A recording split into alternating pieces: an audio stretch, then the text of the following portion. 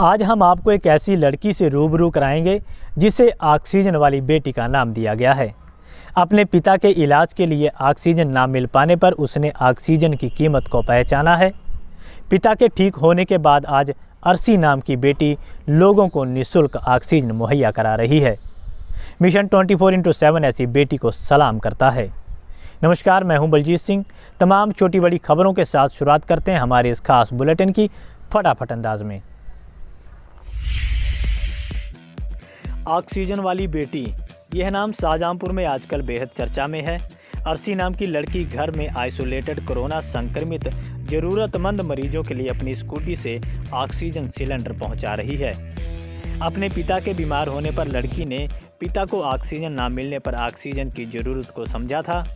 अर्शी के पिता कोरोना से जंग जीत चुके हैं, लेकिन अर्शी के हौसले ने आज उसे ऑक्सीजन वाली बेटी का नाम दे दिया है।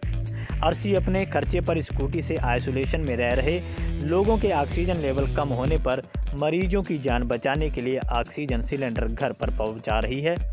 अर्शी के पिता को आज अपनी बेटी पर गर्व है। पापा की तबीयत बहुत ज़्यादा ख़राब थी, तब हमें ऑक्सीजन की ज़रूरत थी, बट ऑक्सीजन मिल नहीं रही थी। हमें काफ़ी ज़्यादा दिक्कतें हुई हैं ऑक्सीजन मिलने में।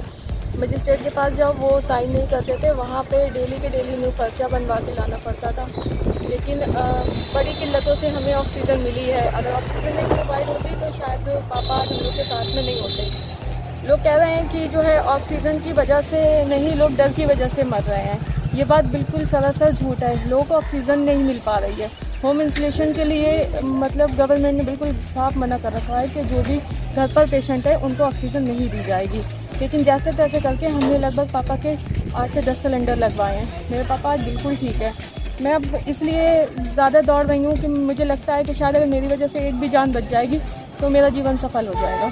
बस इसीलिए मैं रोज़ के रोज़ जाती हूँ, लोगों की हेल्प करती हूँ। मेरे पास 2 सिलेंडर हैं, वो 2 सिलेंडर मैंने अभी दूसरों को दे रखे हैं। एक हदर चौकी पर रहते रेहान, उनको दिया था, उनकी मम्मी की काफ़ी कंडीशन ख़राब थी। 2 सिलेंडर मैंने रुद्रपुर से भरवाए थे, क्योंकि यहाँ पे मजिस्ट्रेट ने साफ मना कर दिया था कि होम इंसुलेशन को सिलेंडर नहीं दिए जाएंगे। जो हमने 2 रुद्रपुर से सिलेंडर भरवाए थे उसके भी पैसे मैंने किसी से नहीं लिए थे, मैंने अपने पर्सनल पैसों से ही भरवाए थे, और जो भी उसका खर्चा रहा वो मैंने उठाया। बाकी 2 सिलेंडर हमने डिस्ट्रीब्यूट कर दिए। अभी भी वो 2 सिलेंडर हैं मेरे पास में जो दिए हुए हैं, लेकिन हम वो जैसे ही खाली होते हैं तो मैं पूरी कोशिश करती हूँ अपनी तरफ से कि कहीं ना कहीं से उसे भरवा दूँ। कभी हरदोई जाना पड़ता है इसके लिए, कभी शाहबाद जाना पड़ता है। इस प्रोसेस में पूरा दिन बस भागा दौड़ी हो जाती है। ये काम हम आम इंसान का नहीं, ये काम हमारे मजिस्ट्रेट साहब का है और जो बड़े बड़े नेता बैठे हैं उनका है। लेकिन उनको बिल्कुल भी परवाह नहीं है, किसी की जानों की परवाह नहीं है। अगर वो थोड़ी सी हमारी हेल्प करे तो हम बहुत सारी जानें बचा सकते हैं। तो हम इतना कहना चाहेंगे, अगर कोई भी हमारी हेल्प करना चाहता है तो हम अपना कॉन्टैक्ट नंबर दे देंगे, हमसे जुड़े, ऑक्सीजन प्रोवाइड कराए। अगर जैसे भी हो सकता है लोगों की जान बचाए। हर्ष फायरिंग करना अब स्टेटस सिंबल बन गया है। थाना बंडा के भाभी गांव से हर्ष फायरिंग का वीडियो वायरल हो रहा है, जिसमें एक युवक नाजायज तमंचे से ताबड़तोड़ फायरिंग कर रहा है। गनीमत यह रही कि फायरिंग में किसी को गोली नहीं लगी। बताया जा रहा है कि भाभी गांव में तिलक का कार्यक्रम था, जिसमें राकेश सिंह नाम के युवक ने तमंचे से ताबड़तोड़ फायरिंग की। इस संबंध में पुलिस को व्हाट्सएप पर शिकायत दी गई है। फिलहाल मामले में जांच शुरू कर दी गई है।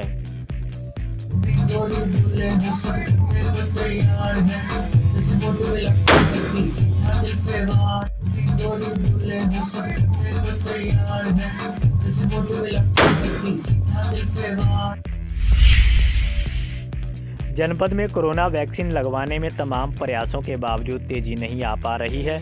जनपद के 121 वैक्सीन सेंटर पर आज मात्र 4,792 लोगों ने कोरोना वैक्सीन लगवाई। इसके बाद जनपद में अब तक 2,21,126 लोगों ने कोरोना वैक्सीन लगवाई है, जिसमें 1,78,413 लोगों ने पहली डोज और 42,713 लोगों ने दूसरी डोज लगवाई है। तिलहर से बीजेपी विधायक रोशनलाल वर्मा की ओर से आज परसौना, खलीलपुर, पिपरा और बेलगोटिया में मेडिकल कैंप लगाया गया, जिसमें 230 लोगों को निःशुल्क दवा बांटी गई और 185 लोगों की कोरोना जांच करवाई गई। कैंप के दौरान भाजपा विधायक रोशनलाल वर्मा सहित तमाम लोग मौजूद रहे। इस दौरान मेडिकल टीम ने लोगों को दवा दी और उनकी जांच की।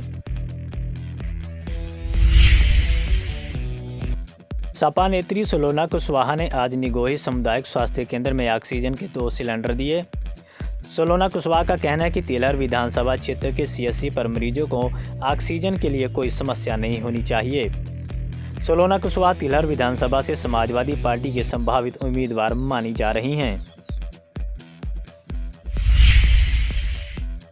थाना पुआएं के कुंवरपुर जप्ती गांव में गन्ने का बीज चोरी करने का विरोध करना एक युवक को भारी पड़ गया। दबंगों ने तमंचे से फायरिंग की, जिसमें सुलभ नाम के युवक के कंधे में गोली लग गई। आरोप है कि गांव के ही मनोज, प्रमोद, राममोहन और आयुष ने तमंचे से गोली चलाई है। फिलहाल पुलिस ने मुकदमा दर्ज करके आरोपियों की तलाश शुरू कर दी है और घायल को मेडिकल कॉलेज में इलाज के लिए भेजा गया है। मेडिकल कॉलेज के सीनियर डॉक्टर अनिल राज पर मुकदमा दर्ज होने के बाद उनकी गिरफ्तारी के लिए धरना किया गया। सामाजिक संगठन जनता की आवाज ने आरोपी डॉक्टर अनिल राज की गिरफ्तारी को लेकर मोर्चा खोल दिया है। संगठन के संस्थापक संजीव गुप्ता ने मांग की है कि अनिल राज की गिरफ्तारी 24 घंटे में की जाए। साथ ही उन्होंने ये भी मांग की है कि जिस तरीके से शराब की दुकानें खुल रही हैं, वैसे ही पटरी पर दुकानदारों को दुकान खोलने की इजाजत दी जाए।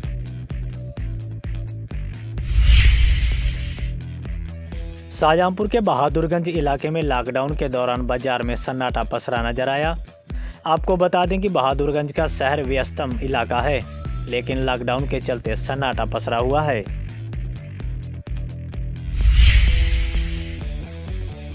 आज तिलहर कोतवाल ने कोतवाली में तैनात सभी पुलिसकर्मियों के साथ एक गोष्ठी की। गोष्ठी के दौरान अवैध शस्त्र और अवैध शराब के खिलाफ अभियान चलाने की बात कही। साथ ही कहा कि लोगों को लॉकडाउन का पालन कराया जाए और उल्लंघन करने वालों के खिलाफ कड़ी कार्रवाई की जाए। ढकिया हमीदनगर में नवनिर्वाचित ग्राम प्रधान ने गांव में सैनिटाइज करवाया और ग्रामीणों से कोविड प्रोटोकॉल का पालन करने की अपील की। विकासखंड क्षेत्र सिंधौली के गांव ढकिया हमीदनगर के नवनिर्वाचित प्रधान ब्रजेश सिंह यादव ने गांव की एक गली मोहल्ले को अपने हाथों से सैनिटाइज किया।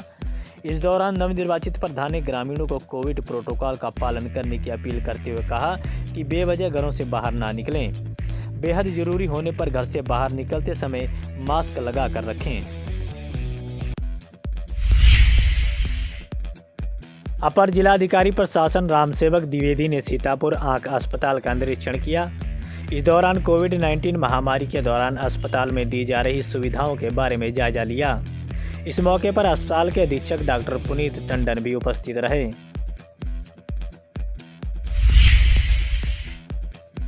शाहजहांपुर के पंडित रामप्रसाद बिस्मिल चिकित्सालय में पोस्ट कोविड क्लिनिक कल से प्रारंभ होने जा रहा है। चिकित्सालय के प्राचार्य डॉक्टर अभय सिन्हा और सीएमएस के मार्गदर्शन में कोविड से ठीक हुए मरीजों को कोविड के पश्चात होने वाली बीमारियों हेतु चिकित्सा परामर्श उपलब्ध कराया जाएगा। पोस्ट कोविड क्लिनिक का समय सुबह 9 बजे से दिन में दोपहर 3 बजे तक होगा। तिलहर पुलिस ने कोरोना प्रोटोकॉल का उल्लंघन करने वालों के खिलाफ चेकिंग अभियान चलाया।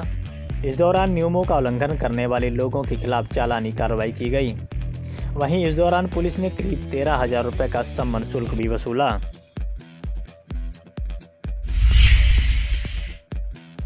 पूर्व मंत्री स्वर्गीय राममूर्ति सिंह वर्मा के प्रतिनिधि सरोज कुमार वर्मा की माताजी राजवती का निधन 13 मई को हो गया था, जो कि लंबे समय से बीमार थीं।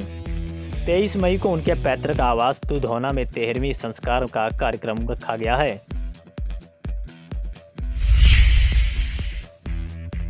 लेट्स वर्क टुगेदर ग्रुप ने लॉकडाउन के दौरान भूखे और बेसहारा जानवरों के लिए खास पहल की है।